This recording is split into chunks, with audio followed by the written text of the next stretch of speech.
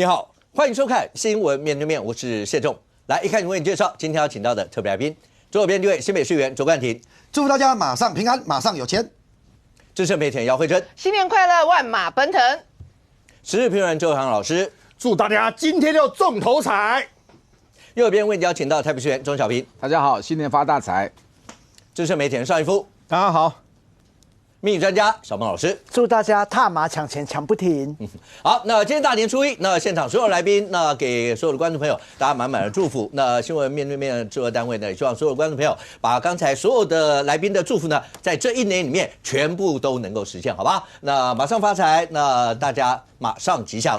那对所有人来讲的话，去年一整年你觉得怎么样？那今年接下来这一年又会怎么样呢？那在过程当中，大家今天现场所有的来宾会从包括政治的角度，包括命理专家的角度，我们的财经的角度，因为最近财经非常非常的夯，那大家都看着慧珍今天有没有？跟旁边两位的搭伴昂睡欧大班，然后呢，慧珍今天金光闪闪，有典故的，因为我去年过年的时候，我除夕夜我就穿这样，结果呢，台积电果然如我所愿上了1500，所以呢，我今年特别去跟那个财神爷求财，就说台积电上2000，那我后来认为哦，财神爷大概是我这一辈子看过唯一一个说到做到的男人，所以呢，我继续穿上我的一个非常的战服啊，很旺的战服，希望台积电上2000，跟大家一起分享。你是在抱怨月老吗？我在抱怨在场所有的男人，这一辈子我所有遇过的男人，好不好？大家请向那个财神爷土地公看齐。对 ，OK， 好不好？那最起码好歹有男人让慧珍觉得对，说到做到 ，OK。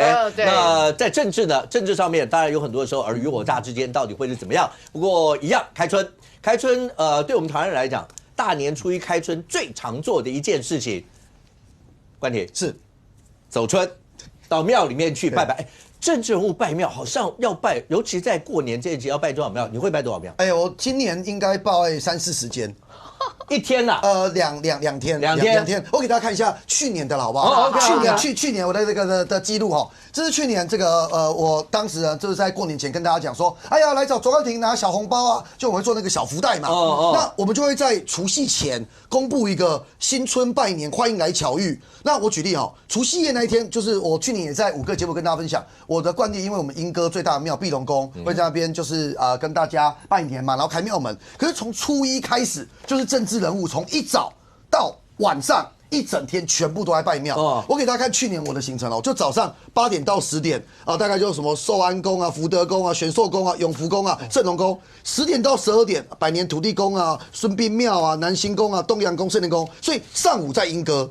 到了下午的时候，全部去三峡、宰苏庙、清水祖师庙、福安宫、兴隆宫。那2点之后呢，往树林走，无极树人宫啊、慈恩宫、正南宫、济安宫。然后最后剩下的一点时间，我去土城再走几间庙之后，不够的大年初2继续走。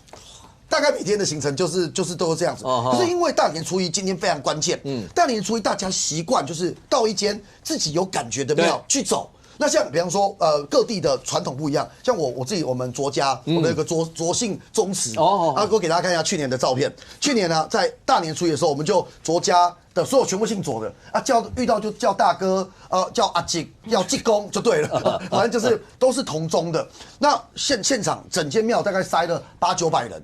那现场就是等于说在这个这个宗长面前，然后在自己的祖先面前，然后大家就摸彩。那个现场就有趣，就是那个其实奖金也不多，100块200块，可是摸到了就那不一样不一样，而且觉得祖先有保佑嘛。对。那当然啦，就是我们在地方走的时候都要准备小物。我特别要讲，我觉得今年很不一样的点是，我觉得马年因为吉祥话太棒了，所以我跟你讲，今年大家。政治人物致辞都不会那个顿呆，因为很好讲啊，马上发。请问蛇年的时候，我是什么都好，什么都好，就是你可能会想一个，有想金蛇什么啊，可是比较绕嘛。对。但马年就马上发财，马上有钱，马上平安，马上健康，就马什么都好。那所以像我今年这个做的这个小物这个也很有趣，现在已经拿完了各位我们那个面对面的朋友，初2了，明天我会再准备一些给大家，就是。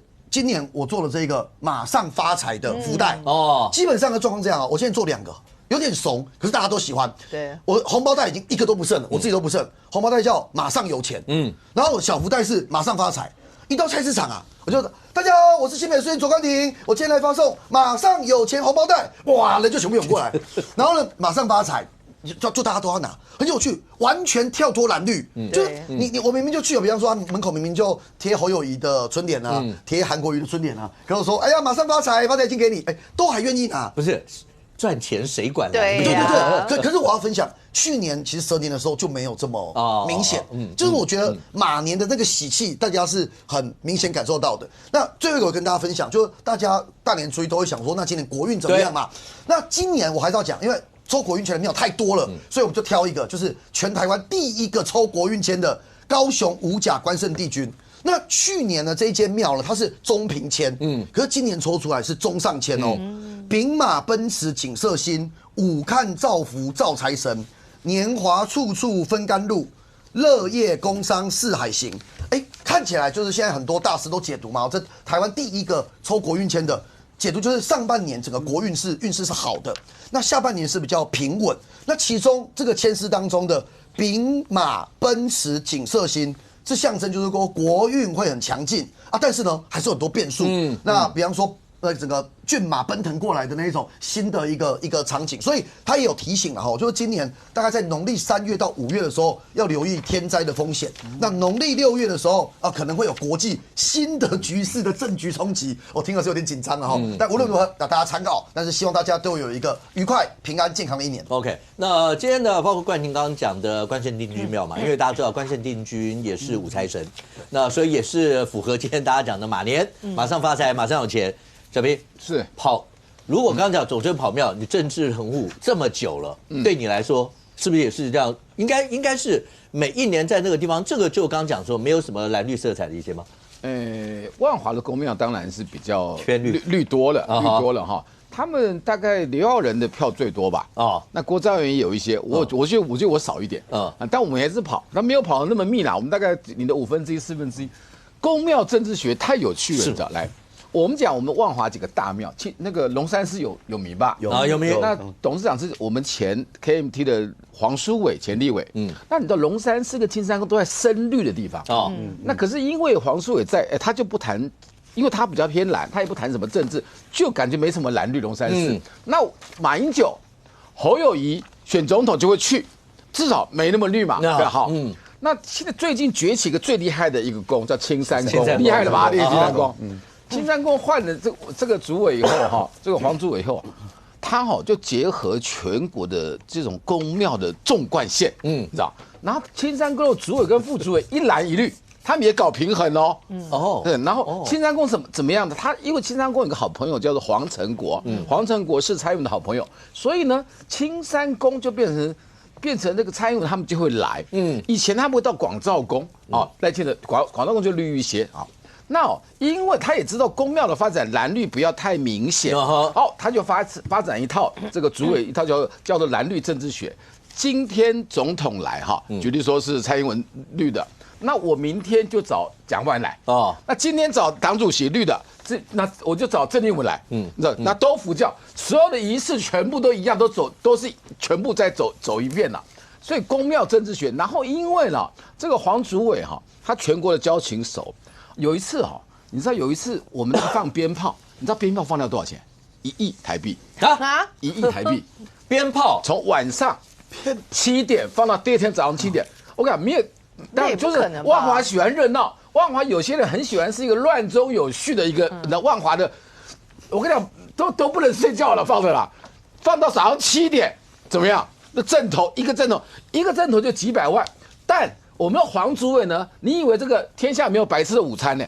他是所有的阵头来，我跟你讲，当外区的人大概进万华差不多有10万人，阵头10万人，那万华信徒也跟着走。那新北市，你知道那个放到鞭炮，连你们板桥都听到，知道吗？就隔一淡水河啊。我讲一下1什么概念？101的烟火。每年预算就2000万所以5个101，他的放不是说这里放一直延续，是全面都在放。OK， 然后他怀疑我们的那个黄清源主委呢，因为人家来赞助了1亿的阵头跟这个放鞭炮，对不对？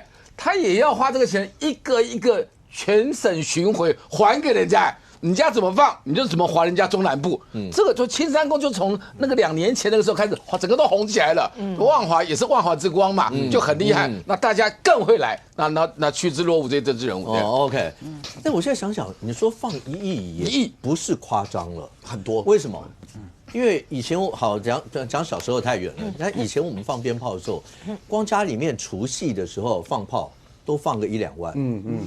那你想想看，刚讲那一个宫，如果是全万华那个各地镇头，1万乘1万就是1亿嘛。对啊，是嘛？对啊，就各地镇头如果都来的话，量大，一个地方还不止1万，可能几万。就这样的盛会，其实对大家有机会应该要去搞到早上7点。对啊，然后所有的民代都就要抗议，就说太吵了，就2级嘛，住宅区人抗议。对，可是那个商业区要封这个青山宫就很开心啊，都不睡觉，一直在那边走路啊，这样怎么样？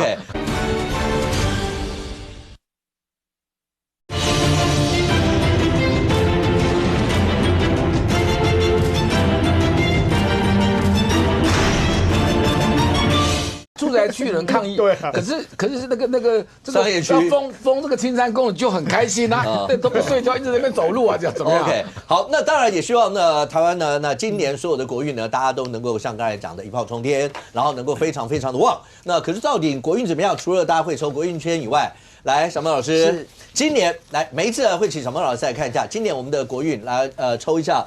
那今年看的从牌上面来看起来会是怎么样？是好，那我们今年一样，我们就是从2026来开始看哈。2026就是2+0+2+6等于10，10对应到塔罗牌就是命运之轮。好，就是有个轮子，那这个也代表是说会有轮替的迹象。好，那怎么说轮替？就是第一个就是产业会转移哦。哎，你讲快一点，你知道在场大家都不是政治咖，没错，轮替不是那种政党轮替。产业为什么？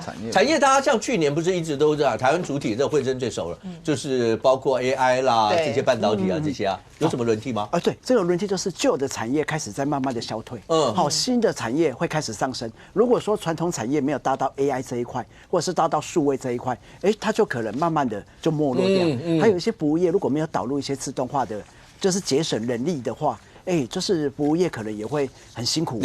是好，那再来就是 AI 的进步会更惊人，裁员潮会慢慢的涌现。好，那裁员潮涌现的话，景气就会开始稍微比较低迷一点。好，那再来就是股市会换人，你会看见前所未有的涨跟跌，这是会暴涨暴跌。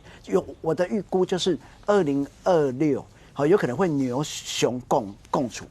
就是牛市跟熊市会在同一个年，就是把那个熊市就是带过了，是因为大部分因为大家都以为会是牛市，因为照去年一路望下来看，会觉得牛市的几率当然会比较大。对啊，那因为我们如果说根据那个经济学的角度，就是会有三年都是牛市，1年会比较熊，而且我们已经好几年都牛市了，所以说大部分过来讲，就是有可能它是会。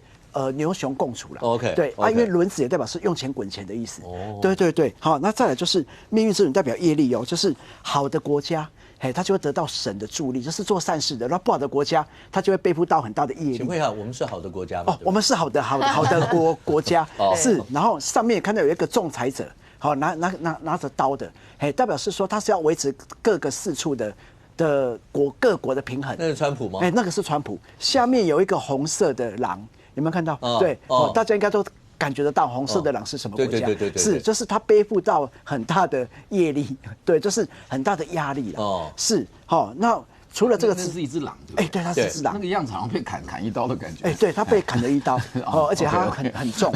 还有就是世界各地有没有更需要台湾？好，如果说我们这个牌，它可以做不同的解读。就是我们台湾的这种高科技半导体有没有会受到世界各地的青睐？再来就是制造大国会换人哦，就是过去可能在大陆日后可能会换别的国家，还有中产阶级会慢慢的消失，因为轮替嘛，就是之后可能是 K 型经济有钱越有钱啊，没有钱越没钱，中间那一块就不见了。好，那再来就是房地产也会轮替就是郊区有没有？对，就是没有那么保值的，就会往淡黄了。就蛋黄就还是保值，蛋白区就比较麻烦，就比较麻烦。然后以我们的预估就是10月，因为这张牌是10嘛，好，10月过后可能房地产稍微会变好。好，是，就是会慢慢的好转起来。OK， 好，那再来就是人与动物的传染病，会蔓延。对，所以说要出国在外的人也要小心谨慎哦。好啊，再来就是如果说我们以星象的角度来看的话，就是木星在巨蟹座，就是日本挺台的决心会关乎到执政党的选情。好，那再来天王星有落入到就是水瓶座，所以政治风暴会很多。上半年要注意就是假消息啊、网络爆料啊、政党的斗争。小孟老师，我们去年还少吗？今年会更旺，今年会更多，因为要选举。有可能今年要选举年是，然后我们今年不是只有国内在乱哦，就会国内的媒体可能会报道川普啦，就是国外的人不好的那种状况，不是只有报台湾的总统，还会报到美国的人哦。再来就是马年，马代表是马车，所以要小心交通事故、交通意外、电力，比较容易会有一个状况。马也代表是备战。因为古代就是战车嘛，所以台湾还是得要备战的，就是不可以说我们的那个就是国防预算，就是还是要稳一点。你最后跟小平讲是，对，小平确认一下，跟他们的那个就立法院讨论一下。是，好，可以讨论一下，就大家和气就好。没有错，是，他说越演越烈，比去年还厉害。对啦，是，那再来就是因为火马年嘛，火代表是说像火灾啦，跟火有关的事故会比较多一点。再来台股3万点。有可能哦，而且要留意。台股现在是3万3左右嘛？对，你上面写的35000点，是35000，对，就是可能会35000起哦。所以以这个来看，台湾的经济基本面还是很好的，所以台股如果有越往上的话，对于这个率在选情上会比较好。留意晶片股，还有减肥概念股。为什么是减肥概念股？因为这个是轮子嘛，轮子是胖的。轮胎，所以我们就是可以的话可以研究一下，就是减肥的上面不是有刀，有可能拿着刀子吗？代表是一个打仗，就是一个守护，这是军工，也是很重要的。OK。再来就是2026年土星跟海王星进入到牡羊座，所以台湾不会崩溃，反而会越来越好。是好，所以很多人都会说台湾也像今年会发生很多什么意外啦，或者是说台湾整体不好会打仗，就两岸之间的风波。在我们来看，要打仗的几率是0。没有看到会战争。再来就是马也代表骑马打仗，所以军事要把它顾好。还有春天的时候，天王星会入双子座，然后刚好中美的领导人都是双子。所以他们各国都有各国的问题要去解决。那2026年冥王星进入到水瓶座，台湾的科技会突破，但是会有一些就是叛徒。我们的科技机密也容易就是被人发现。再来就是木星在巨蟹座，所以外销 GDP 我们就台湾还可以再更好。然后内需要注意，因为木星代表是通膨，所以大家的钱有没有很像会再更薄啦。所以说高单价的创业的人，你可能会比较辛苦，因为大家可能在消费力上面可能会稍微消退一点。但是 AI 啊，或者是出口反而是好的，内需会比较弱一点。OK， 那小孟老师刚刚讲，如果综合起来看的话，就是今年两岸之间应该不会有进入战争的风险。是。那但是中间的包括建军备战的东西还是要准备。是。不过在商业上面，尤其在股市各方面来讲的话，那可能看起来3万5，我刚刚讲3万5可期，是不是？没有错啊。为什么不会战争？因为你看上面有一个人，有没有看到狮子？他在守护着就是要动武的人。所以如果说若有人想动武的话，就影响到这一个人的利益啦。是。对，动武会影响到川普的利益嘛，对不对？对，还有美国的利益。OK， 好，那这样看起来的话，当然整体包括在政治面到底会怎么样？小孟老师待会儿也会让观众们看一下，如果现场抽签，包括小平跟冠廷，因为今年要连任嘛 ，OK， 然后包括国内今年2026几个大家关注的，包括台北市。蒋万市长会对上民进党的谁？然后包括新北市黄国昌在这一局里面到底会扮演什么样一些角色？2028现在看起来的几位，哪一位最有在2028不管是赖清德总统要连任或国民党的挑战者胜获？你怎么知道326宣判完以后，柯文哲会不会在这里面又是另外一个最大的变数？但是如果刚刚乘着小孟老师刚刚讲，来慧珍是就直接跟大家来讲一下怎么样今年。哎呀，我们其实呢，那个在整个今年啊，除了我们所拜这个财神保佑平安之外，真正的财神是谁啊？哎呀，不是就是我们的黄仁勋吗 ？NVIDIA 吗？这个脸财神爷的脸要出来了，好吧？对不对？这么具体的一个财神爷的耶，这个不让他出来，对，一定要让他出来。那现在大家每个人看到他都叫爸爸，爸爸，富爸爸，富爸爸，富爸爸。就算不是血缘上的爸爸，大家手上一定会有一些股票是由 NVIDIA 这个 AI 的浪潮所带起来的。光是他每一年这个尾牙之前，他一定会来到台湾来宴请这个他的供应商大佬们。所以谁在这一次供应商的这个尾牙有出现？你现在看到，大家直接讲，你知道这是什么吗？0050的0050或0052的具体版，你看对，没有魏哲家、他的组成股都在这里头啊。全部组成股都在这里啊，所以人家就心里想到说，光看到这些，你就仿佛有感到走到财神爷庙的感觉，大大小小的财神全部都化成具体的形状叠在家。这也是为什么每一年就是这个黄仁勋来的时候，外面永远都是满满的人，大家会觉得沾沾喜气。但是今年，也就是说今年年初的这1月份这一场尾牙，跟过往不一样的地方在哪里？我跟你讲，大家有买股票，大家超认真。特别去研究出来发现，今年有一家新的进来了，兆元宴，有一家新的进来了，谁？奇鋐啊！因为奇鋐散热这个部分，我们都知道，当你的那一个已经朝向什么3奈米、2奈米，甚至什么 A16这样的情况之下的话，你的散热跟你的封装会越来越重要。这也是为什么当奇鋐、当智邦进来的时候，大家那一种你知道敏感度高的，马上就说：“哎呦，这个也不所以奇鋐果然股价这一阵子也是涨幅很大。那我们为什么说它是根本这个兆元宴？我们看一下台积电、鸿海、台达电、联发科啦、广达、林百里啦，对不对？伟创、人保这些英业达这些人都来，好熟哪里？大家比对一下0052。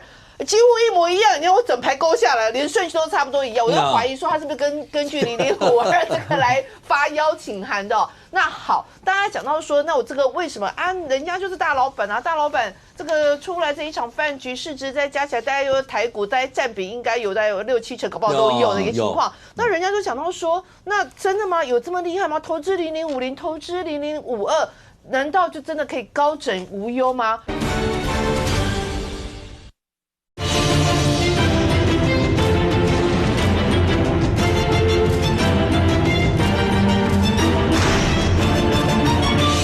讲到说，那真的吗？有这么厉害吗？投资0050，投资0052，难道就真的可以高枕无忧吗？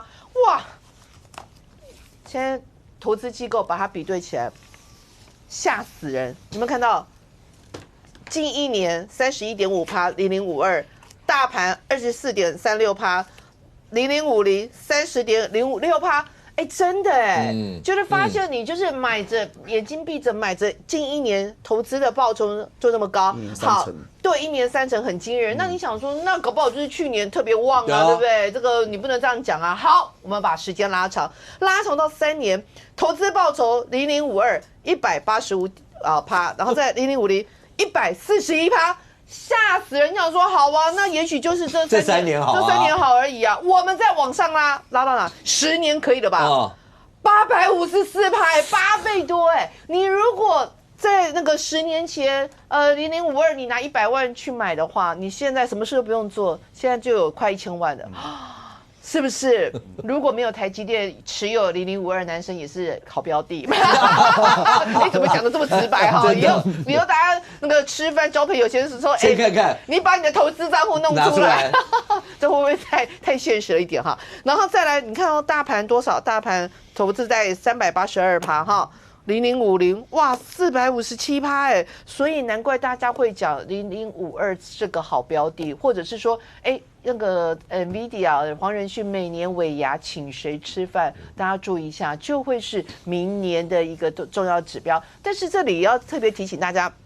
因为你知道0052它在去年11月的时候完成1拆7的一个分割，那为什么要完成一个1拆7的分割？股票200几块，对不对？一只股票20万，人家觉得太遥远哦。对于小资族来讲，对于年轻人来讲，好像有一点太遥远，离我很远。所以后来现在就变成1拆7，1拆7之后呢，变成30几块。北拜呢30几块之后，大家就觉得我大概每个月存个5000块，半年我就可以有机会买到一张。但你知道？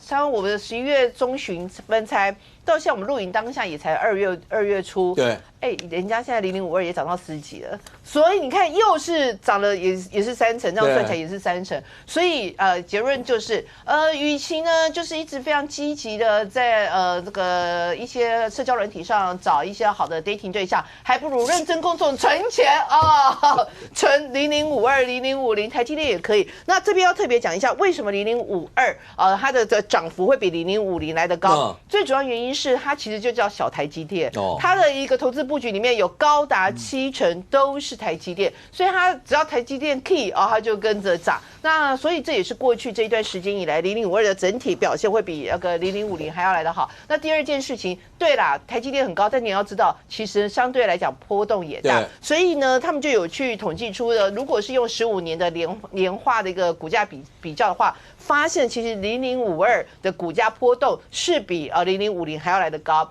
所以呢，这个下个结论，第一个，如果你是完全不想管，你也不想没有那个心脏，你看到那个股价掉，你就会心情不好的，那你买0050就稳定，然后波动不会那么大。但是你是年轻族群，你认为冲一波，但是它稳定长期持有情况之下还是不错的，那你就可以买0052。所以端看大家一个需求。那讲到小萌老师不是有提到吗？今年股价波动会比较大。事实上，在那个我们年前的时候，在2月初的时候，才经历过一个什么黄金、白银突然之间暴跌，然后又暴跌10几%，对不对？然后甚至跌到心里想到说，中国有个投资个操盘大户的人不见了，不见不是说消失，是从这个市上登出。那他手抄120亿美元然后叫沈显彬吧。那主要原因就是因为他有太多的布局都是在白银这个部分，所以这个金属这黄金跟白银今年真的波动会非常大。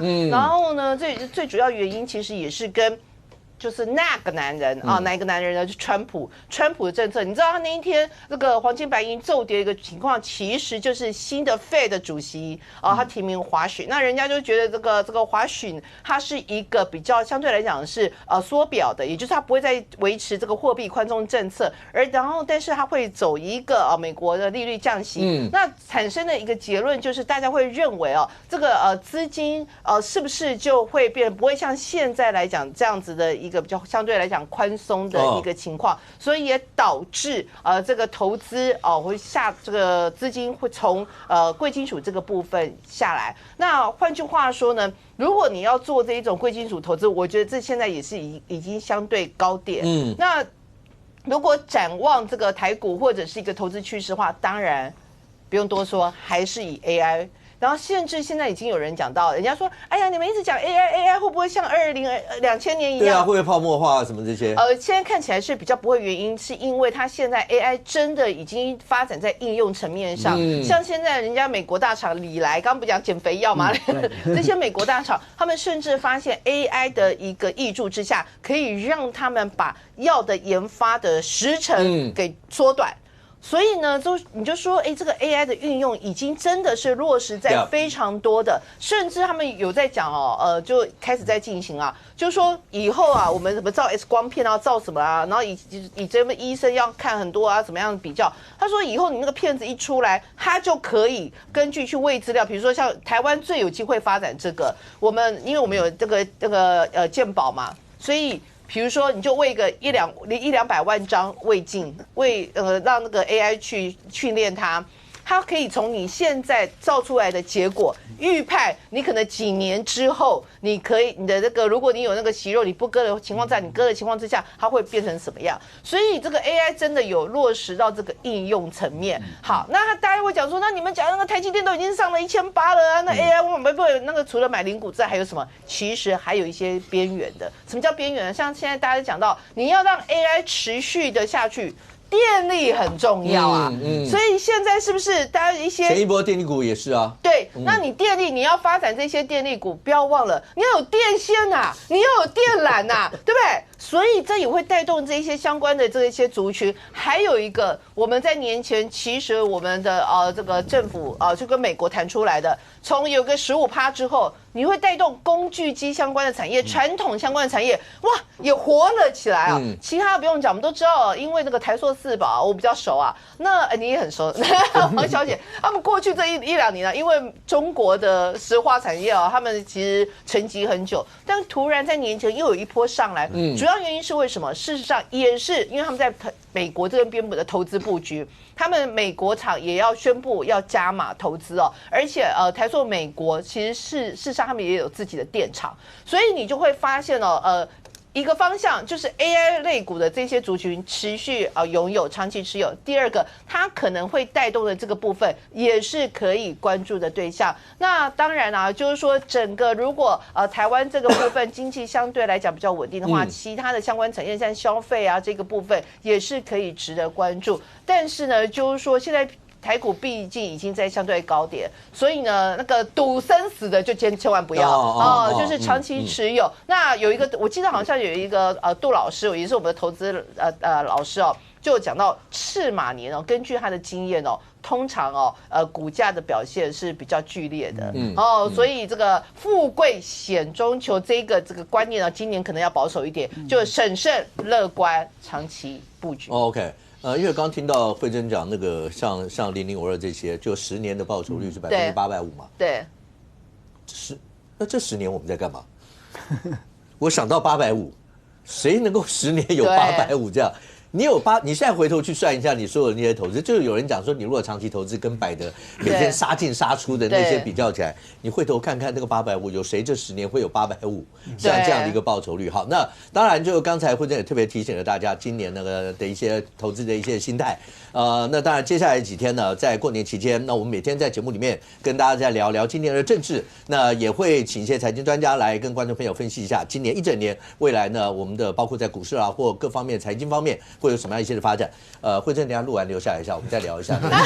这边可以大家补充这个其实 Bloomberg 之前有一篇报道，他说2024年呢，整个 AI 的市值大概有400亿，你知道吗？他说他过去这几年这1-2年都是大概有30-40%的年复的一个成长。2026年整个市场规模来到3040亿美元。想说，哎呦，这关的加西郎美不会，因为2032年他们估出来是1.3兆美元的市场，所以这个看起来 AI 是真的有开花结果啦，比较不会是一个泡沫的情况。OK， 好，那如果这样讲的话，那政治人物一定会关心财经的部分，因为跟所有的像执政党一定会希望那所有的经济发展会好。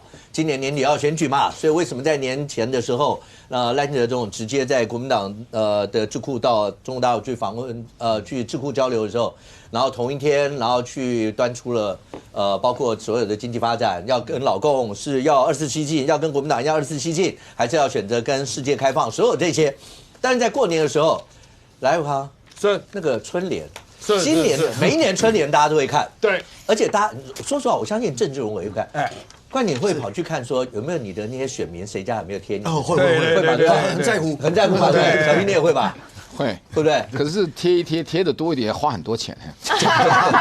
不是这个，连贴春联你都觉得花钱。今年很有趣，今年反而那个小英总统的幸福加码，因为股票听到加码就开心，所以贴春联是这样贴春联有的你的责任里嘛，那里长跟你很好，对，那一贴就可能贴1000户，那可能一个中华贴了几万户。那跟你自己到这个黄昏市场去发，就几千户就很多了。那跟发这个冠廷这个又不一样。对，这个怎么发？你不可能发掉几万个。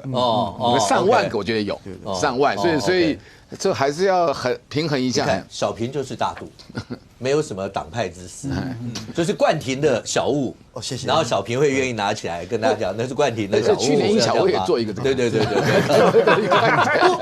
我个小平哥是客气啊，他刚才会讲。会印春联印到说会花很多钱，代表他组织雄厚。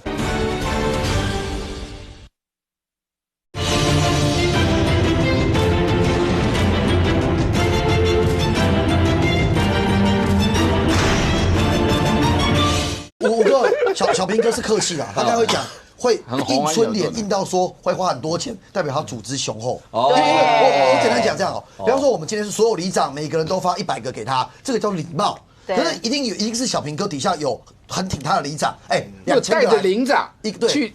每一家管80户，一家贴门口，一家贴300啦，还有人家愿意让你贴，对，是嘛，一次给他要1000份或2000份，成本高是高在这里，他也没有组织雄厚，是。所以来，黄老师，今年的春联最受大家瞩目的哪几份？对，这个讲到这个发春联有政治人物印好这样发的，是刚才讲的是这一种啊，就到处去，不管是贴啦，还是放在里长办公室，那真的也是要看你关系好不好。平常我们是求爷告奶，拜托啊，借放一下，位置摆好一点啊，人家的叠我下面啊。可是你知道为什么？因为你贴。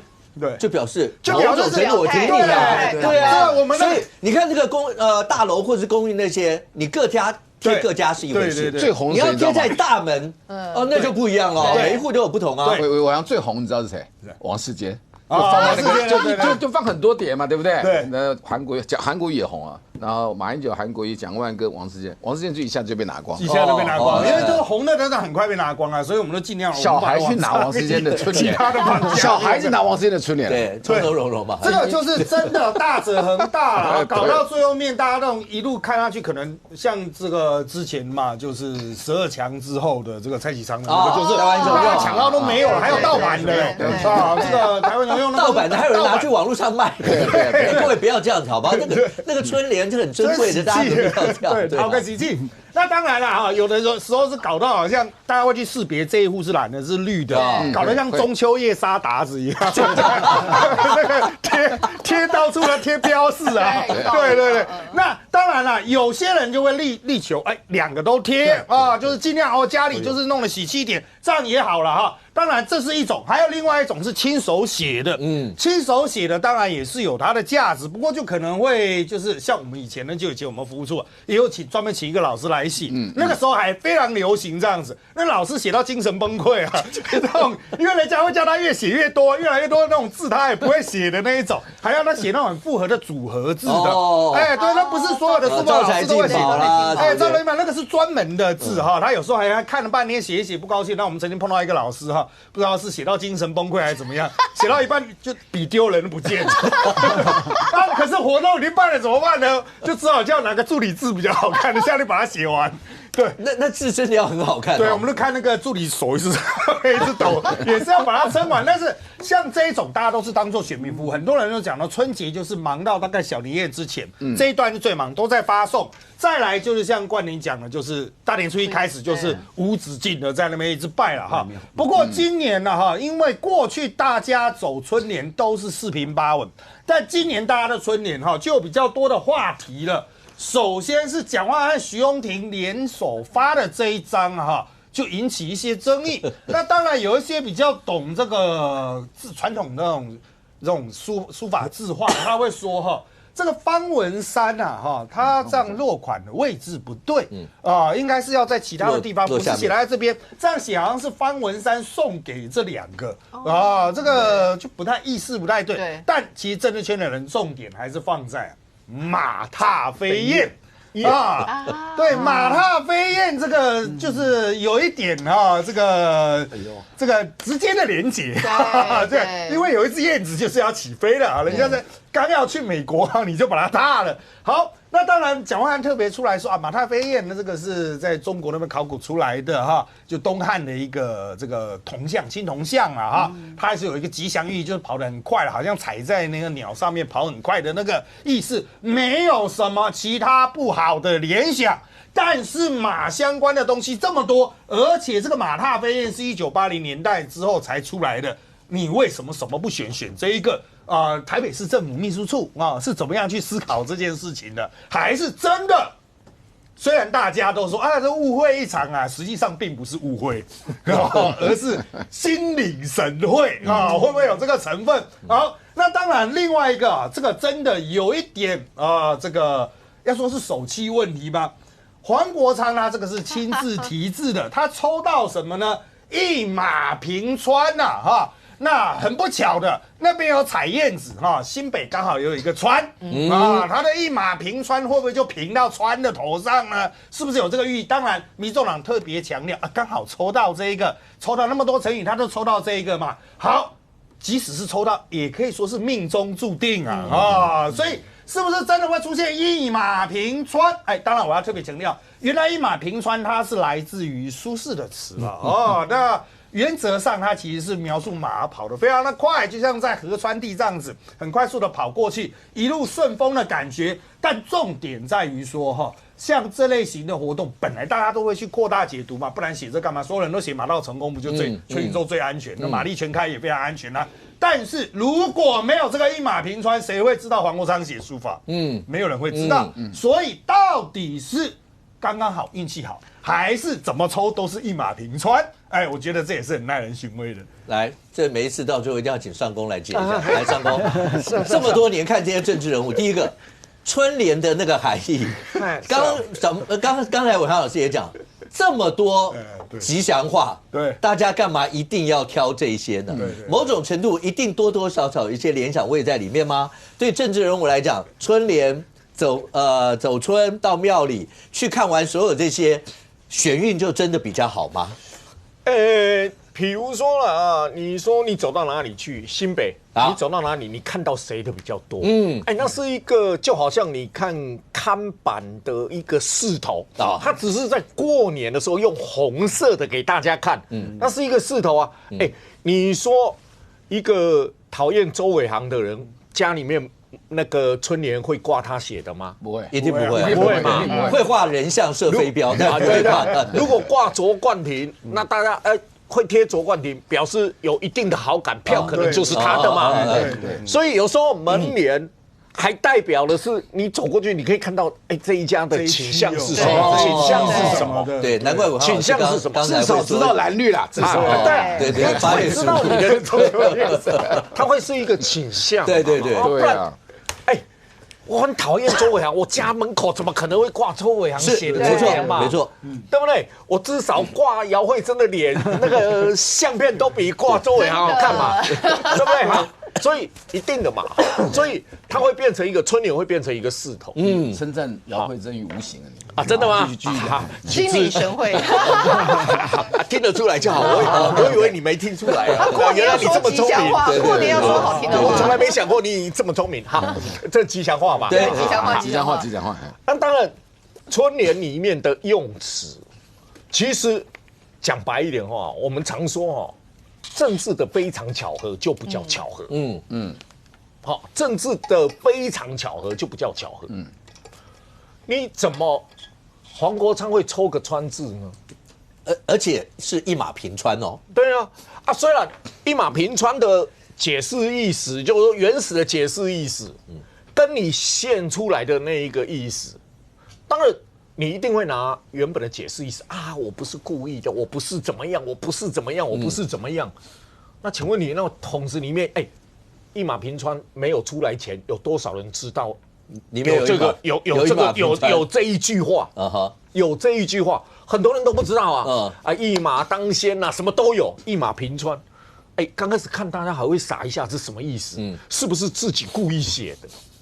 因为你怎么会桶子里面千挑万挑有这一张？而且一马平川有几张，我也不知道，我也不知道嘛。全部都每一张都一马平川，那个桶子里一马平川，彪马平川，重点在平川，重点是2个字嘛。然后飞燕，你为什么偏偏出现一个燕字呢？对，所以很容易让大家做政治联想嘛。所以我说，非常的巧合就不叫巧合。黄国昌那个解释是巧合，我压根就不信。我压根就不信嘛。对，那你像柯文哲，好像去年还前年有一个不吉利的，对，我刚也我也记得，亢龙有悔啊，对，亢龙有悔，对不对？他既然写了亢龙有悔，对不对？亢龙有悔是极盛而衰耶，果然，对不对？那你怎么会写亢龙有悔？我就觉得那个就不是意外，是。易经里面的乾卦没有念懂，没有念懂嘛？对，对，不然你写飞龙在天，飞龙在天啊，没办法，群龙无首，其实在易经是好话，没有群龙无首在易经的解释是好的。那亢龙有悔是极盛往衰走啊，那你自己写的。因为那年写出来那个的时候，各位知道《易经》那个卦象，刚上宫有解释，它4个轮回，最高那个就是飞龙在天，再来到亢龙有悔就已经是极盛的灾，再来到下面是潜龙勿用，这时候你就趴在地上吧，好不好？就全部这样，再来就是见龙在田，它是一个轮回，一直是这样。谁知道他写出来了一个亢龙有悔，那大家就觉得哇，这个接下来果然是案就来了，果然是，这亢龙有悔，果然钟小平就去安陵了。钟小平不是我先得罪他，亢龙有悔是降龙18掌里面的一掌，他武功这么高，我还得罪他，结果你没看到吗？亢龙有悔，盛极而衰的时候，钟小平就去安陵了，看到没有？所以。其实某种程度上，有时候看，我去安宁，我有看过风水，你是这样的。没有说你看过易经，要小易经，要小翁老师解释一下。你就说有时候写那个有趣在，你到底写的是什么？对，飞燕平川，然后你既然自己写了亢龙有悔等等的一些意思，那政治上面不要告诉我说。我的东西都没政治想法，厉害。政治人物跟你说，哎，我真的没有任何的政治想法，就表示他真的有。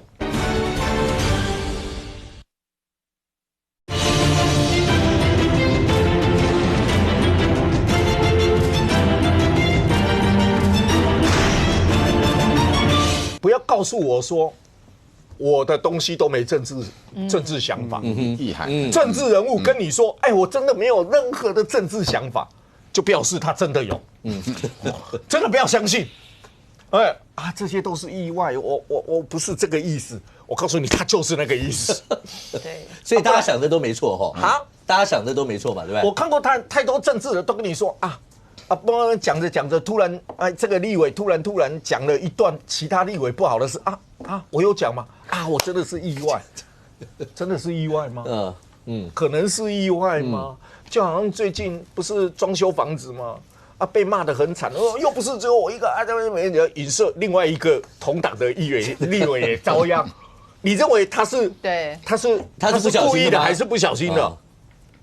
他是故意的还是不小心的？故意的，对不对？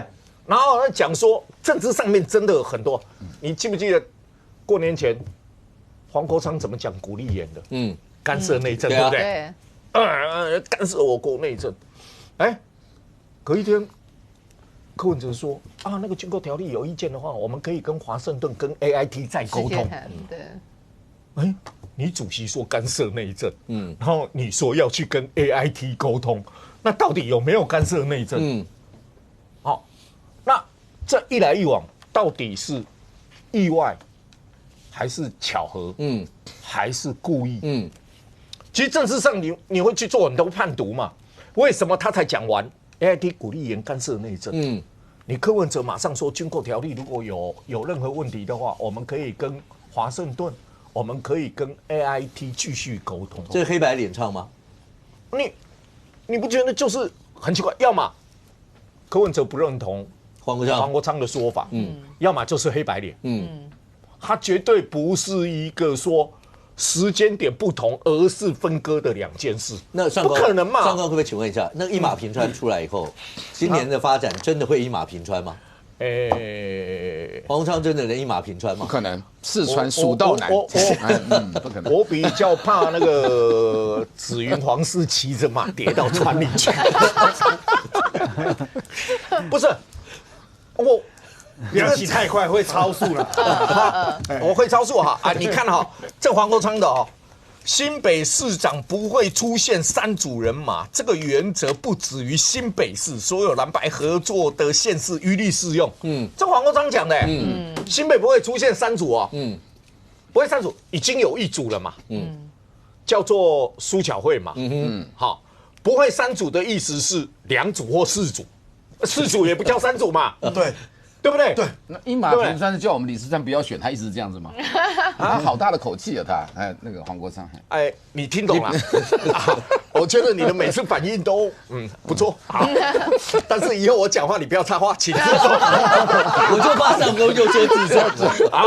这个过年还是要讲一下然后你看黄国昌自己说法，所以我说黄国昌会有3个今年会有3个定数嘛，哈，一个叫做2月1号已发生了卸任立委，一个11月28号，你有选没选，另外一个是12月31号党主席卸任，然后一个不定数就是，什么时候北检来约谈你开始侦办啊？哈，因为这掌握在北检里面，因为北检什么时候要发传票什么不知道，但是基本上他所面临政治上面的3个关键的数字就摆在那边嘛，摆在那边嘛，那就很清楚一件事，黄国昌你到底要不要选新北？你看他的意思，好像大家谈一谈，他可以不选，他可以不选，我也不认为他敢选。第一个。如果选没关系，第一个状态，如果你的票维持不错，而苏角会当选，请问国民党视你为什么？就是你害了我们，你就是最大战犯嘛，你就是最大战犯嘛，那以后还能不能合作？2028，它就变成一个问号。第二个，如果弃保发生，黄国昌的票很低。那黄国昌还要混吗？从此以后大家都知道，管你什么黄国昌，管你这些人搞弃保就可以要你命了。那请问一下，黄国昌这2种状况发生，黄国昌都政治生命上面都异乎过年都不会一呼百应，你转得好硬哦，转得好硬哦，大年初一，对啊，大年初一要过年对吧？那他的政治生命堪忧嘛，政治前途堪忧嘛，所以他要不要试？他要不要试？他一定不会试嘛，不然怎么办呢？但是关键在于柯文哲嘛。你看柯文哲2月1号竞选总部成立的时候，他的支持你看多铿锵有力。新北市不能没有黄国昌，我听到这一句话我就乐了。你乐什么？因为新北市不能没有黄国昌来选啊，这样才热闹嘛，对不对？黄国昌的命运就可能取决于这一次的战役嘛。对，而且还有一件事，如果他选的话，党主席会不会是他选？因为他年底到任嘛。到任的时候，依据他们公告，就是说，你选举前30天一定要公告。那换言之，你刚好要么选举前投票，要么选举后投票。那选前你再选新北市，那票怎么投？对，选后如果造成了我刚才说的那2个状态，那你还能选吗？你还能选吗？对啊，你还能选吗？所以我根本压根就认为，如果他要延续政治生命的话，他是不是不会选？来，小胖老师，那我们就直接来看。对，待会来看。来，小胖老师，好，我们就直接来看。第一个，今年选举年，对，那2028是大选年，是，好吧？我们中间过程分这2块来看。第一个，先看今年2026，大家最瞩目的，当然一个新北，一个台北。是，台北蒋万安要寻求连任嘛？那民进党这地方大家点兵点将，目前点的最多的，当然你说包括王世娟委员、郑军副院长 ，OK， 应该是点最多的了。最多，小曼老师可以看得出来，在台北市这一局会有什么样一些的发展吗？刚刚讲黄国昌那个一马平川，你能看得出来他在今年的运势怎么样？好，那我们先来讲那个蒋万安。好，因为蒋万安有没有，就是他属马嘛，属马犯太岁，所以他今年的运势有没有？如果以命理学的角度啦，他比较辛苦哦。好，那摩羯座在今年又受到就是比较不好的行星落入，所以说真的吗？对啊，所以说摩羯马今年真的会比较辛苦哦。但是要特别注意，因为摩羯座就是刚好就是凶星进入到就是主仆宫。主仆就是上面的那一位，这是国民党的主席。好，如果说他的立场然后也会影响到他的就是他的选举的票数，所以说上面那个关系很重要，他的讲话言论。再来，因为马上面有个讲，上面有草，万又有草，好多草，马可以吃草对，所以换句话讲，这些不好的有没有？反而会让马又有草来吃，安下面有尾巴它可以把一些不好的东西就是甩开马可以吃草，所以小草会投给马。意思就是说，对小草，它可以吃到小草的那个票。对啊，是。还有就是这个鞍有没有？上面有个盖子，盖子就是马厩，就是它可以休息啦。对，虽然这2个属马又摩羯座比较弱，但是名字很好，加上他的面相有没有？他其实可以跟赖清德，好，我觉得未来可以抗衡的。你看哦，那个赖清德是95之相哦，好，然后赖清德的那个，他如果跟赖清德抗衡，那是2028还是没有，就是说他就算不是2028，未来是，他有逐入大位之相，他蛮有这个以相貌来看的话，是因为他有那个小龙脸，是，然后再加上说他鼻子又很尖挺。什么叫小龙脸？就是说那个脸很像龙，就是有那个龙样，就是眉清目秀，然后就是又高，有没有那个面相？那个头。好，那额头也高，是，然后人中只剩小五哥了。对，我想小平这算小龙脸还是小蛇脸？没有，这有点像猴子的脸，是小猴脸，对，小猴脸那是好运坏运？没有，就是说小猴的脸，就是说要跟大家更和谐。是，他人和还不错对，除了他安宁柯文哲，蓝白合作框架外，是，但是无论如何，就是这个你这样教我以后，我以后绝对不会再回嘴了。对，不过蒋万安今年的运势有没有来看的话，还是蛮稳定的哦。当然他有基本盘在里面撑，是。那黄国昌有没有？就是他就是侯相。对，真的，它就是标准的，是。然后依我们来看，就是说，因为今年是牛，这是马年，所以因为它没有马相嘛，好，那2027是羊年哦，是，所以它也没有羊脸，所以我有看到是说，因为牛今年就是害太岁，就是人际关系会不好，是，所以它党内党外，我觉得啦会有一些挑战，是。还有就是狮子座下半年虽然吉星落入，但是他属牛，然后牛又困在这个国里面，因为它的名字有个国嘛，这个国就是一个圈圈，好，就是一个框架里，仓就是有2个太阳啊，它会很热啊，好，所以我觉得他在今年马年的时候，他会异常辛苦，所以说他在判断事情的时候，一定要判断清楚，他要到猴子年，就是2028年过完农历年。好，就是大家都选完了，然后他反而都跟他没关系了，都跟他没关系，他就可以出来一直讲话，因为那个时候猴年黄国昌他才有办法脱困。那小孟老师，请问一下，看得出来今年有诉讼啦，或是送累或什么看得出来吗？有看得出来，就是有诉讼，但是因为牛这是害太岁啊，会有被人家陷害的那种迹象，被陷害，或者是有人会把一些东西就是推给他，对，但是。无论如何，我觉得他都可以在今年有没有后市，他也是看涨的啦。对，就是我是觉得他这2年还是有他的舞台，但今年如果他要出来选啊，看起来没有看到他有什么运呢。OK， 是。那猴相，我是处女座，跟这个狮子座有什么差别？有还是。那小孟老师来，那直接这样好了，直接看一下，他今年要选举嘛？是。来，请大家抽一张牌，让他抽一下。可以。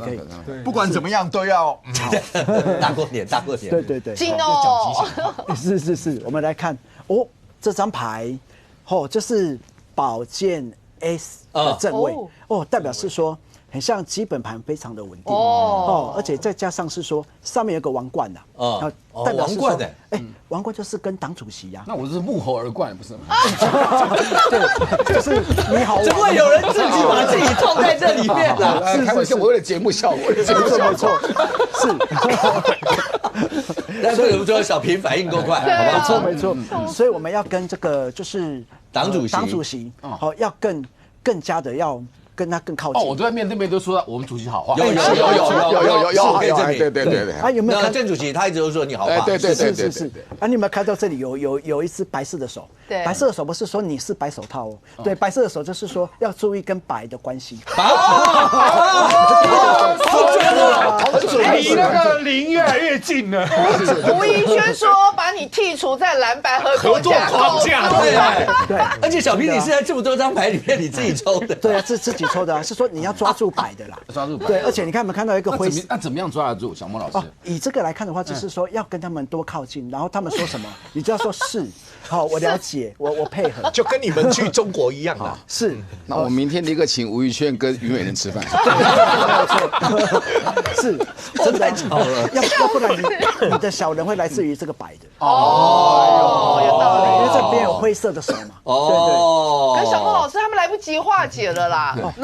如果离开一点，隔远一点有帮助吗？小孟老师直接讲解决，对整体上来有什么建议吗？没救了。好，以这个来看，就是说，就算我们不跟他化解，你还是会很稳定。但是说，如果要把票数更增加的话，跟他们可能就是还是要更靠近。因为什么？因为去年我们在录特别节目的时候，小孟老师讲，因为那原之在场，慧珍在场，我记得你也在场，他讲原之，慧珍他怎么讲原之？他说叶原之他说会危险，但是会过，就是会 safe。少上节目。对。然后那时候好像还是有点怕吧，因为原子整个脸都黑的，你知道吗？然后呢，那个老师意思就是说，你要安心，但是呢，你就不要去刺激对方，因为你越刺激对方，人家就会越那个，就真的过了。OK， 所以这是小平今年小孟老师给了一个整体的建议。我需要多穿白衣服嘛？对，以刚刚那个牌来看的话，就是说也不太需要双白，只是说要跟白的靠近。OK， 好，那接下来是冠廷今年要选什么？好，来冠廷拍。好，我一样就是从上面数下去第4张。好，第四张哈。对，好，从上面数。从另外一边好了。另外一边好，1、2、3、4。对，好，然后我们来看这张牌是力量牌的正位。听起来很好。这个牌是很好的牌，代表是说你会蛮稳定、蛮稳固的。好，而且以这个牌来看的话，是说可以有吸到妇女的票呢，因为有个女生在上面，有可以吸到一些少女、淑女、婆妈的票很多。他一定的啊！你看冠廷，你不要讲说他的那个口条各方面，光看这个样子就会吸到。叫土城小鲜肉。是，没有错。好，那以这个牌来看的话，它意思是说，接下来在8月过后，那个就是更逼近选举的时候，你会发觉自己的能量越来越强。是，而且上面有个那个无限大的符号。无限大。对，是代表是说你会凭借你的创意的，还有这网络行销，网络的宣传这一块，会掌握到更多的年轻人。所以那个老师，我那个年底可以顺利一点认吗？以这个牌来看的话，看起来就是很像没有什么太大的问题。所以你的命太好，这个不用再发。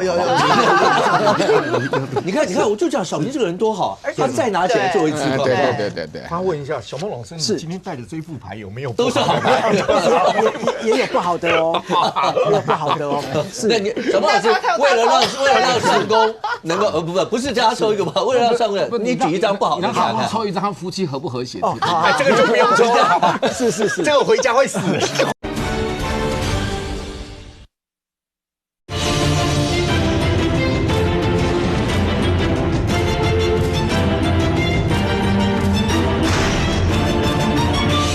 小孟老师为了让上宫能够不是叫他抽一个吗？为了让上宫，你举一张不好的，他抽一张，他夫妻和不和谐？这个就不用抽了。是，这个回家会死，会遭殃的。上宫自己来一张，随便自己抽吗？对，你自己抽一张。这个是要抽什么？我要抽什么？帮黄国昌抽。不要帮柯文哲326抽一张，326啊，326判决啊！对，我们要帮他抽一张啊！是，他说有不好的牌嘛，所以我才想抽。我这样会不会太坏了？对，但是会啊，但是因为是帮别人抽啦，对，所以说它的准确度还是会降。我刚刚就想问，这有没有授权的问题？什么？又是这张牌是代表是月亮牌。月亮牌代表是说，你看有狗跟狼在吠叫，就是有2个人在鬼吼鬼叫了。是，这我们懂。是。然后有看到说有2个塔，有没有？对，这2个塔就代表是说，塔是这土城塔，就是对，可以这么说，就是它离那个蛮近的。是。然后这边有一个瞎子，有没有？代表是说，很像都一直有。就是一直有一些不好的迹象一直浮现。为什么瞎子是不好的迹象浮现？因为那个瞎子就是会想要有弊端，或者是说有东西有没有？它正在慢慢的浮现出来，你看它从海里这样浮出来，然后要特别注意海外的人哦，就是说要找到海外的人，那橘子吗？可以这么说。是，他说要找海外的人啊。是，然后以这个牌看到一个月亮牌，代表是说在今年有没有它的运势走弱了。而且是很弱，月亮是走弱，对，太阳是走强，太阳是走强，但是我月亮倒过来就是代表是反而是由凶转吉，可是正位就是非常不好，所以他今年可能就是会用抵抗的方式，就是有一些像执政党会抗中嘛，他可能会抗赖他会把它导向成就是有人在迫害他。OK， 那好，小孟老师看完这些以后，刚刚讲到今年所有因素，因为台北蒋万是要寻求连任，是民进党其实到现在，刚刚讲被点名最多，应该就是包括郑义军副院长啦，包括那王建，那民进党可能会是谁出来抗蒋，然后那这一局大概会是怎么样？好，那如果说以这个来看的话，如果是郑丽君的话，他是属鸡又双子座，有没有？鸡在今年非常好运势，然后双子今年也蛮好的，而且吉星落入海外宫，所以说郑丽君他今年的海外的人脉拓展很好。然后你看这个历上面有2个。就是像眼睛的样子，那个就是马的眼睛，代表说今年很明亮历下面有鹿就是马跟鹿它一起吃，才会见是马年。所以我觉得说，如果郑义军出来的话，很像还蛮可以跟蒋，可以比拼的。OK。所以今年看起来的话，就年后以后，看民进党会派出谁，然后在台北这一仗，因为台北这一仗大家都讲说对民进党。因为打大家一定都是台北新北双城战嘛，蓝绿应该都是这样打，只是中间的变数，那到底还会有白银的在中间会不会有什么变数？但王老师，请问一下，南文哲北国昌，这个连线到底要怎么连？因为柯文哲讲话连，黄昌那天是讲到高雄吧？对啊，他讲说柯真能够赢他好啊，但是看起来最大的一些什么局要有柯文哲什么，柯文哲不会去选高雄吧？柯文哲当然不会去选高雄了就目前来说，我们所听到的消息都是在地的议员候选人会需要柯文哲的拉抬这一点是带无疑义的。对，但实际上也不是真的完全南部就是全部柯文哲，其实连北部也有柯文哲台北也是交由柯文哲啦虽然黄国昌还是会过来啦，但是其实就一些地方上跑的这个意见来说，就台北这些候选人其实还是觉得柯文哲可能够给予他们的帮助是比黄国昌来的多那我们先不管就是这2个人现在到底哪个的所谓的这个被反感度或被讨厌度哪一个比较高了就职责划分来讲，新北市长候选人当然应该要去带新北市议员，你就把自己的选举顾好。那如果柯文哲本人不选的话，原则上就是由这个柯文哲来负责新北以外全部的地方。所以实际上的意思是什么呢？就感觉反过来是黄国昌被压缩在新北的这个空间，你就去抵消，你就去跟那个李世川去奉陪，那你选的怎么样？其他人不管你，甚至连议员的提名，就我们的现在的认知就是他黄国昌那边你要怎么提就随便你了，他们也都不管了是能不能选得起来？有没有出现党团，那另当别论。好，那我们当然还是要问后续的。就是在于说，不只是南部的选情，甚至连立法院的运作到底是不是仍然握在这个柯文哲的手中？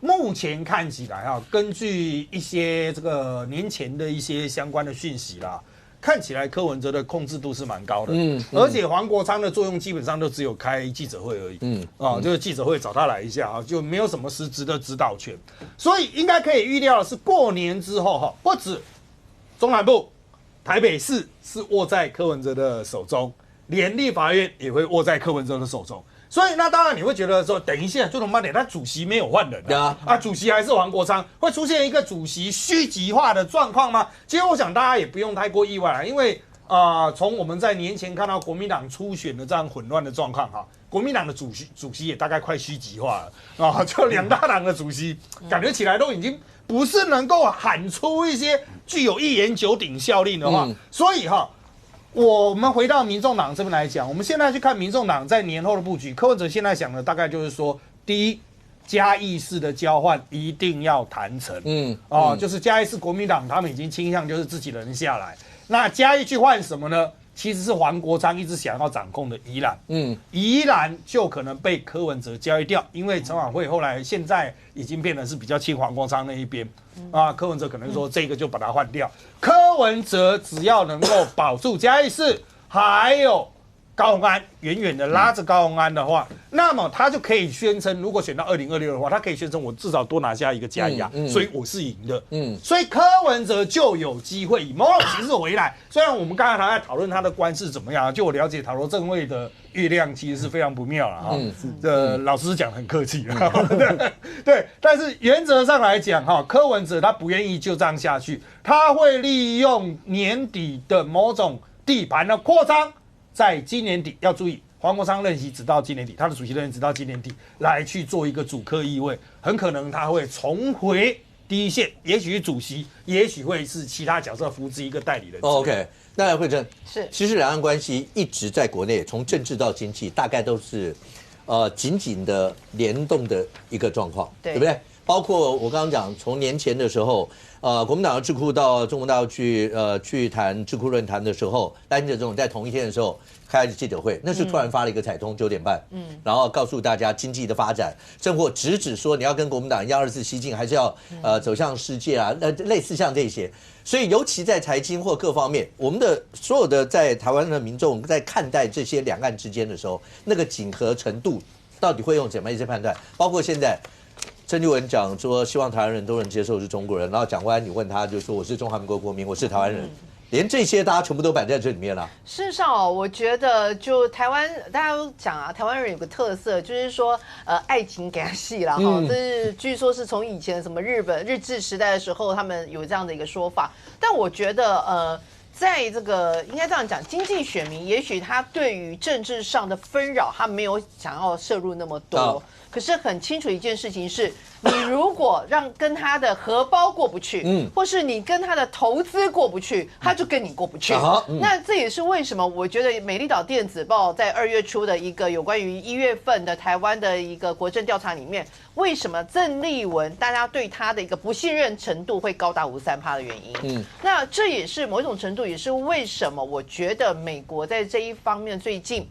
对于尤其是希望邀请那个卢秀燕3月份可以赴美去进一步接洽的一个原因，就是郑丽文的一个出现，大家会认为他可能会把国民党的这个100年的老车，慢慢的是不要说慢慢，我觉得是蛮快速的，把它往中南海的方向行驶。那在这种情况之下的话，不管是对2026年的国民党的选举，或者是对于我们台湾整体来讲，我觉得都是有一定性的一个风险在。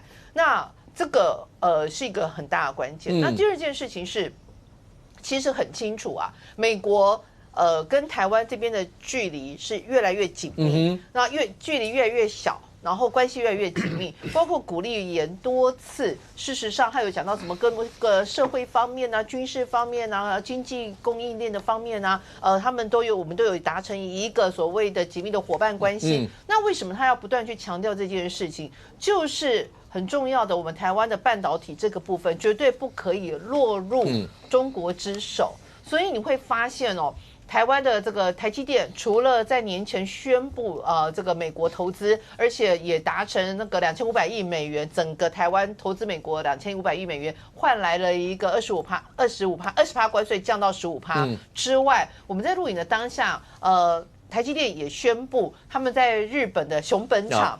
2厂本来是要6奈米，大概投资金额130亿左右，现在要把它直接变成2奈米。然后变成投资金额来到170亿美元。那为什么要直攻2奈米？那也一定是大家会认为说，不管是在 AI 的需求真的是瞬间引爆，还有不管在未来的军事上面的合作，事实上越来越需要，其实就是这一种越尖端的晶片。所以你就会发现台积电的布局，日本一只脚，美国一只脚。那也因为这样的情况之下，欧盟现在大家也是觉得不行，不要把我们给忘记。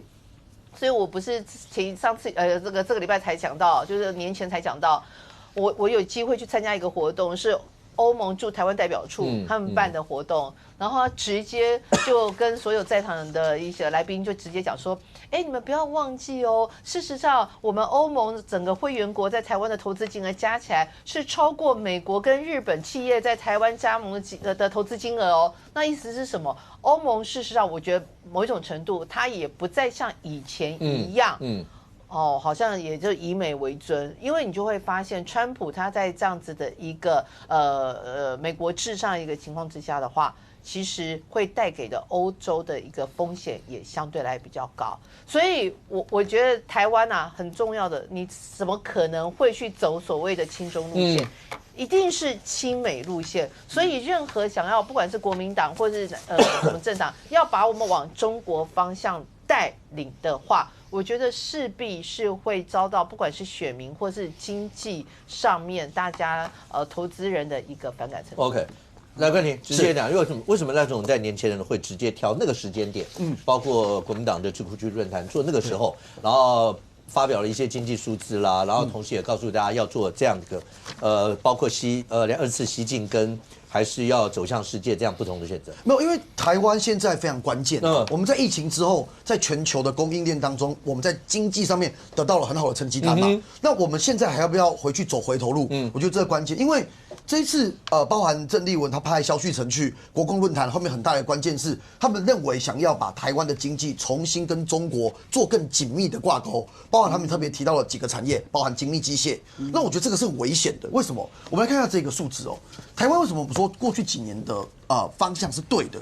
我们先看橘色的这条线，橘色这条线是我们对于中国的投资的比例，从2010年83%，我们投资台湾以外的市场100块有83块投给中国，在之后逐年递减，到了2015年的时候到5成，到了2020年的时候到3.3%，到2025年只剩3.75%。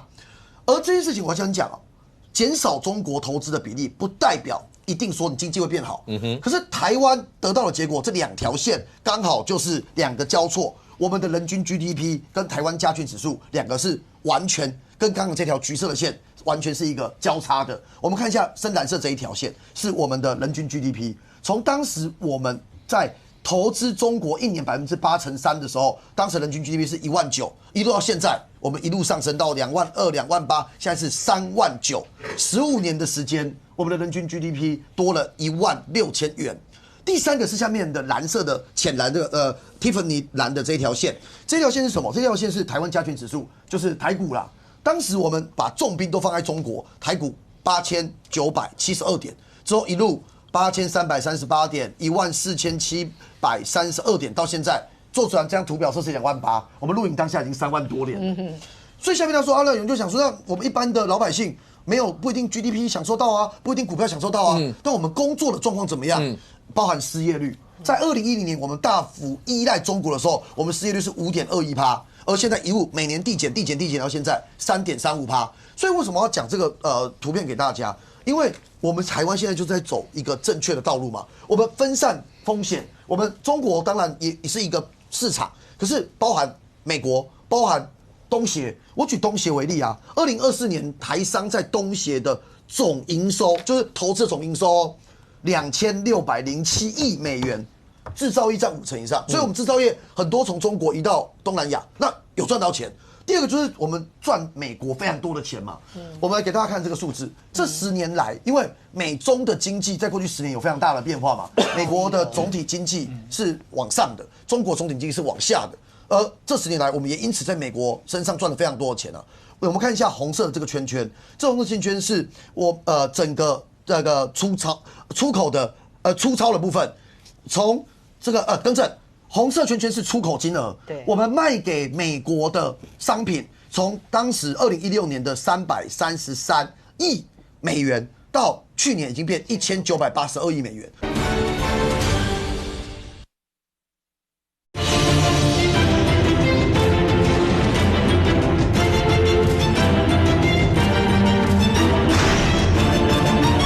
红色圈圈是出口金额，对，我们卖给美国的商品，从当时2016年的333亿美元，到去年已经变1982亿美元。而下面的这个棒子的这样子的部分是顺差，顺差这个绿色的棒子是顺差赚的钱。我们去年赚多少钱？1500。我们去年赚美国1500亿。这个数字有什么关键？前一年川普俩公说台湾赚太多这个美国人钱，那时候才600-700亿。去年赚更多，1500亿。所以川普再多讲，我们就会赚更多，赚更多。是这意思。对，我跟你报告，今年的因为 AI，看大家分析起来会续旺嘛，哈。那现在很多的专家分析说，今年有可能赚美国的钱会超过2000亿美金。那我觉得这个就是现在我们经济的一个布局，就是说不要单压一个国家，然后多风险分散。然后跟全世界我们的这样的世界杯，包含 AI， 包含科技业一起赚。对照组是什么？就是欧盟。大家去线上查查看，这几天欧盟一直在反思，这几年就是大量的把整个供应链跟中国绑在一起，所以导致什么情形？欧盟每个月对中国的逆差，一个月逆差飙到2500亿，单月，为什么？因为中国的整体的状况，然后反而跟它太过于紧密，然后后来反而造成欧盟的经济的影响。我觉得这个是台湾要深思。所以赖总统为什么讲这个话？刚刚这一堆表格、这些数字，不是要告诉大家说，我们做多好，我要继续努力，我们也要拉低贫富差距，我们也要把中小微型企业拉起来，因为这些大部分赚的钱都科技业，我们都理解。对，可是至少台湾在过去的方向以来，我们国家税收是增加的，我们台湾总体经济是好的。那这样的状况下，我们不能走回头路嘛 ？OK， 但小平现在看起来的话，从军购一直到论坛这些，你有听到绿营的朋友一直不断在讲说，是不是亲中亲到？那都已经甚或会在台湾造成一些包括国安危机啊，类似像这些。而刚刚讲的不只是经济数据，它同时包含了其实意识形态大概都在这个里头。那正主其实讲说，为什么一定要选呢？我们可以一边亲人一边恩人，然后包括大家可以携手合作。可是刚才包括从赖总统到冠廷拿那个数据，就在告诉大家说，而且以美国现在的压力，绿营的朋友会说，我们很难还能够告诉你两大之间，我能够取一个对等均衡的状态，是吗？以前我们在中国大陆赚了700-800亿的美金啦，我想粗糙哈，然后现在在美国赚了1500啦，就是市场是逆转的。台湾赚钱的市场是两大国是逆转，是第一句话。第二，那郑丽文为什么要这样讲？他说全世界都想走向中国。我觉得第一个，当然郑丽文是比较有中亲中嘛，这个不用讲这个嘛。然后这个当然这个赖清德是极端的亲美嘛，这个我们在这个此地不评论。我只讲为什么要这样讲郑丽文。我觉得第一个他比较亲中，第二个他认为他看到了下一步，这是我的揣测。他看到下一步是什么东西？就比如说台湾2500亿要去弄那个聚落，电子业的聚落，然后这个被迫投资韩国3500亿，日本5500亿，欧盟6000亿，然后美国是一个负债30几兆美金的，其实美国其实是一个倒闭的国家，实在因为美元它印全世界都要去它的科技领导。那这个都不管，每一个国家其实经济都不好，你真的要摊开实物情况，只是大家不要打开潘多拉盒子，就这样走吧。你不能可能世界让美国倒掉，全世界也倒掉了，那也没办法的事情。好，所以呢，他认为老共啊，他看到老共一件什么事，你知道？那今天这个美国对老共的制裁啊，然后关税那么高，那为什么老共2025还赚了1兆美金？他认为转向，就是你美国动我，其实货币战、贸易战、意识形态的战争，从拜登就开始是延续拜登的政策，但更加码了川普。好，他就到了拉丁美洲，他到了非洲，到东南亚另辟市场，所以制造业的大国，郑丽文认为老共还是大，好，就他的整个判断，所以那老共他当然比较跟中共他认为对他比较友好。郑丽文主席他也讲了亲人啊、恩人什么，他也试图就是我倾斜到他会有节制。我的看法。那他认为赖清德是亲美亲到没有节制。然后我特别最后我要提到一个是什么？大家会觉得看着40%的细盾跑去美国，那奇怪，民调怎么还会升呢？赖清德，那有些中小企业有他们聊天，他们讲什么的？说赖清德是谁？廖天丁啊，那就是劫富济贫，富乃电子业，贫乃什么工具机传统产业。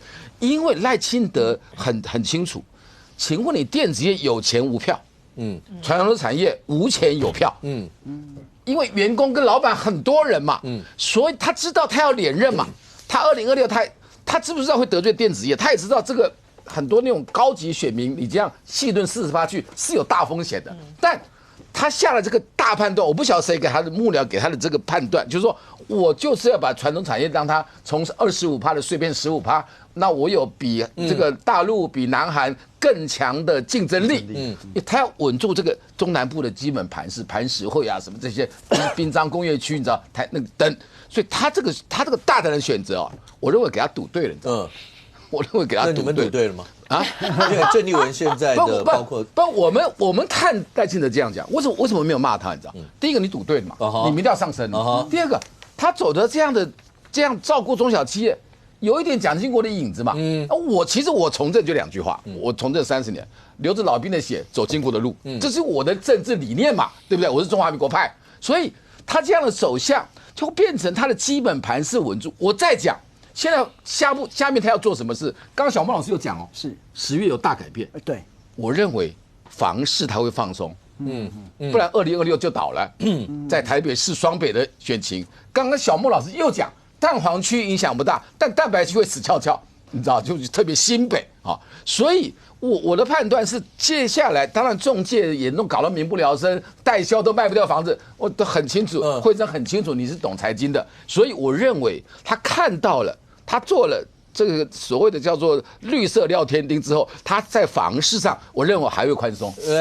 我觉得赖总统现在方向当然是对的啦，就是说台湾的产业结构是长这样，就是我们一直都专注在科技业，可是科技业占台湾非常大的产值，但员工数大概只占1成。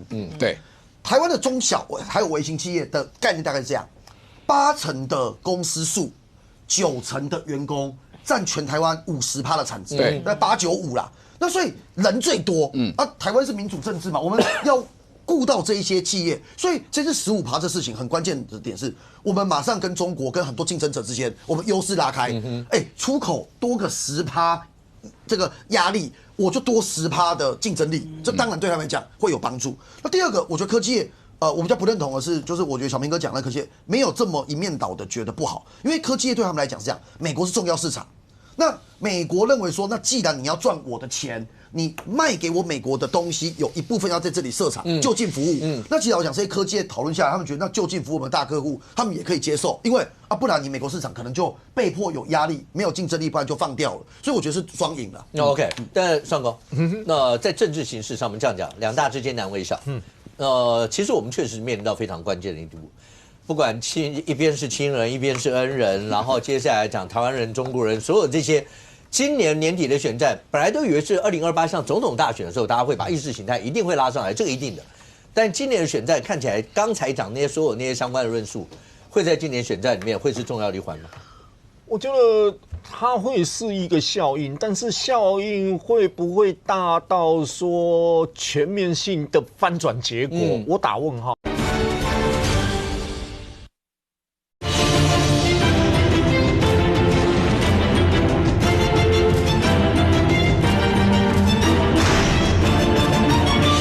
但今年的选战看起来，刚才讲那些所有那些相关的论述，会在今年选战里面会是重要的一环吗？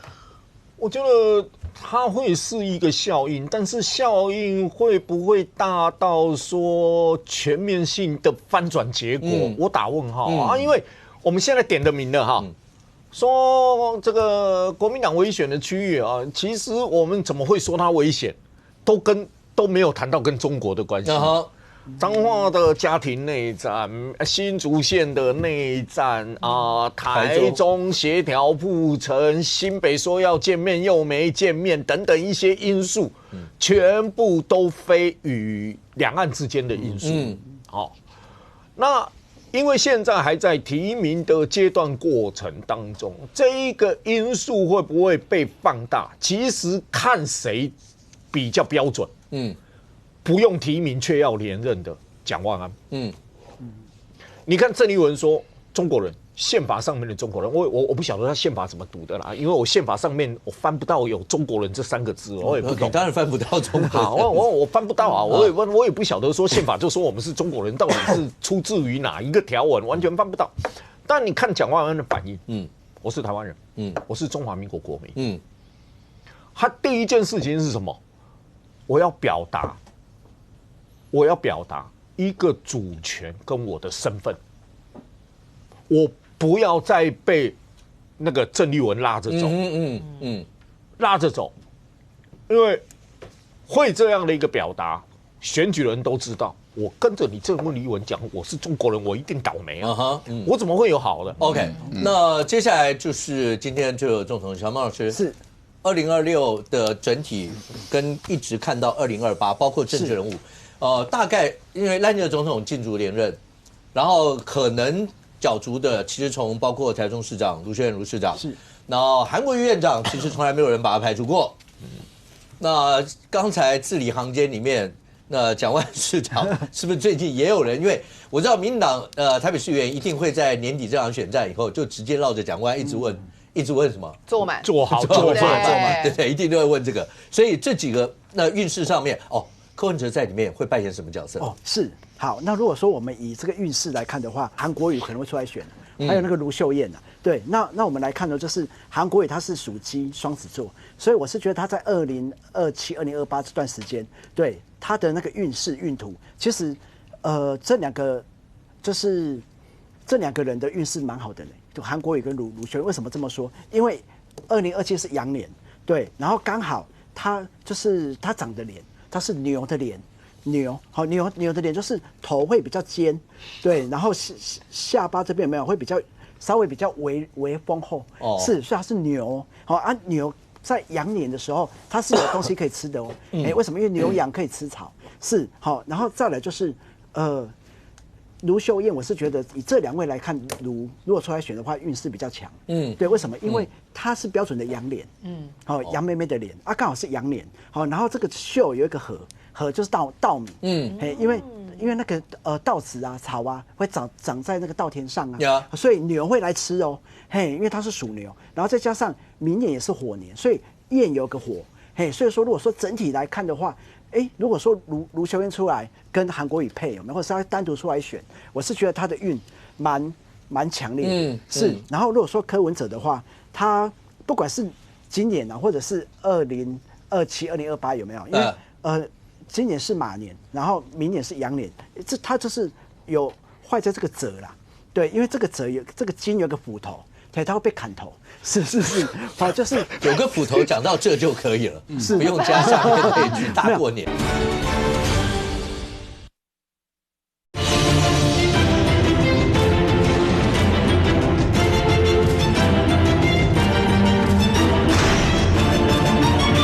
不管是今年啊，或者是2027、2028有没有？因为今年是马年，然后明年是羊年，它就是有坏在这个褶啦，对，因为这个褶这个金有个斧头，对，它会被砍头，是，好，就是有个斧头讲到这就可以了，不用加下面可以去大过年。对，就是说它比较容易会有腰折或者是腰斩，然后它这个折有个手有没有？代表是说会被人揍，对，就是可能它会被攻击啦。所以我觉得它蛮虚。可是属猪的已经过了那个运势最不好的时候，然后狮子座就是这2年都是好运，所以声量很好。但是真的要出来选，他要真的能够选上，如果说他的议题啦，还是落在就是说被迫害有没有？可能久了就没有那个声量。OK， 是 OK， 好，那既然你已经讲到这，刚才讲郑丽文主席，因为整体上那国民党如果要是国民党以党的整个运势来看的话，郑丽文主席带着何党在打这2场仗会怎么样？对，好，以这个来看的话，就是郑丽文，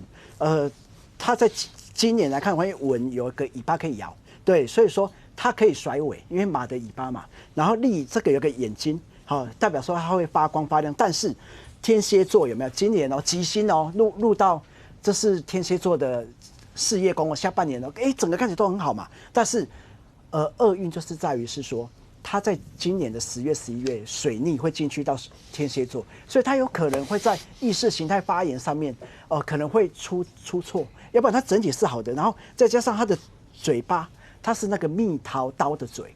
好，什么叫蜜桃刀的嘴？就是讲话又可以很甜，然后甜中带刺，是。所以依我来看，就是他在今年他在这两岸的论述上面，有可能会怕会就是讲错一些话，失言。不是因为你讲10月、11月是选举，11月28是。那这一场选战的结果是会跟党主席能不能够继续带着往向2028会有关系的。对，那个胜负是会有关系的。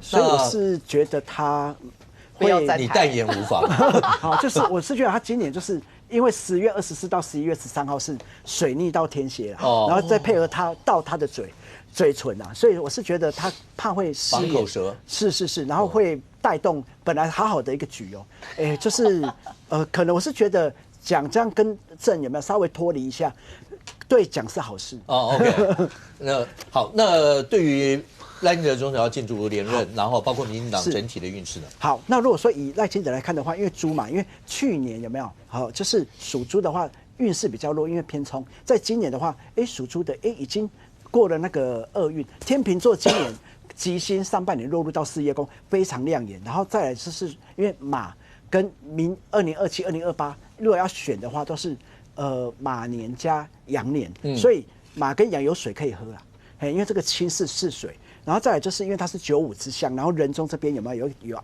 有一点凹进去？有没有看到这个凹陷？